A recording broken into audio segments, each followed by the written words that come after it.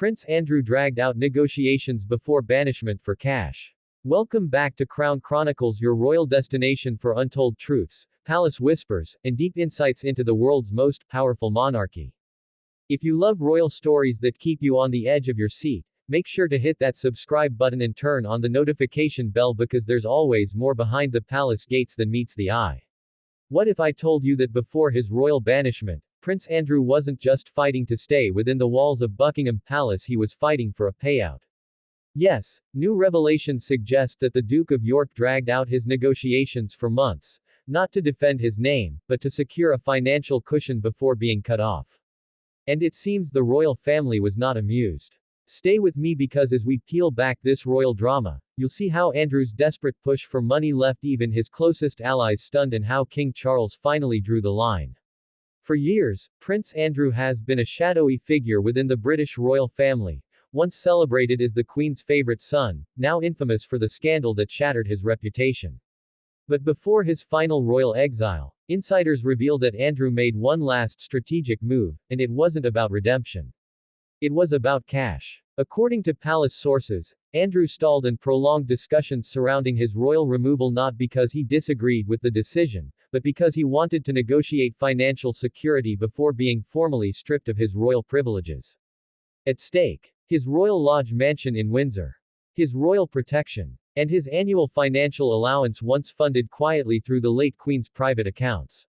The Duke reportedly believed he was entitled to continued financial support, arguing that he had served the crown faithfully for decades. But for King Charles, this was no longer about sentiment. When Charles took the throne, he made one thing clear: the monarchy would no longer fund controversy. He reportedly grew frustrated as Andrew refused to vacate royal lodge or accept a smaller royal residence. Every conversation between father and brother Charles and Andrew became a negotiation over money. One palace insider described it bluntly. Andrew wasn't ready to walk away unless he was guaranteed comfort. He wanted protection, he wanted money, he wanted everything but accountability. It's said that Andrew's demands became so unreasonable that even Prince William, usually silent on such issues, urged his father to end the negotiations and move forward. Things reached a boiling point earlier this year when Charles reportedly threatened to cut all royal funding entirely unless Andrew agreed to the family's terms, including stepping back from any public royal representation and halting any plans for a comeback. This, insiders say, was when Andrew realized his leverage had run out. He reluctantly accepted what many are calling his royal banishment deal, a settlement ensuring he could remain in royal lodge for a limited period, but with no official funding from the crown estate. Instead, he would need to rely on his own personal savings and limited trust funds.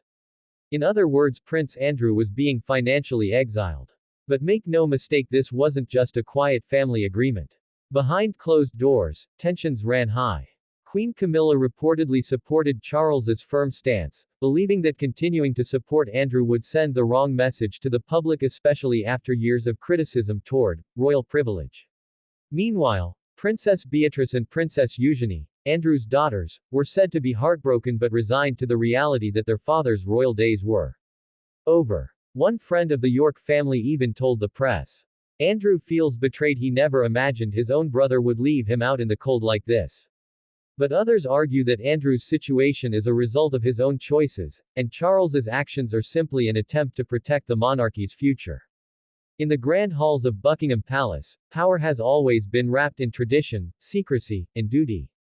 But this time, duty demanded a painful cut, one that signaled the monarchy's intent to evolve, even if it meant banishing one of its own.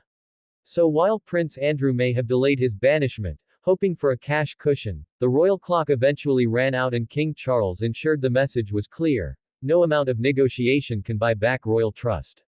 And that's today's royal revelation from Crown Chronicles.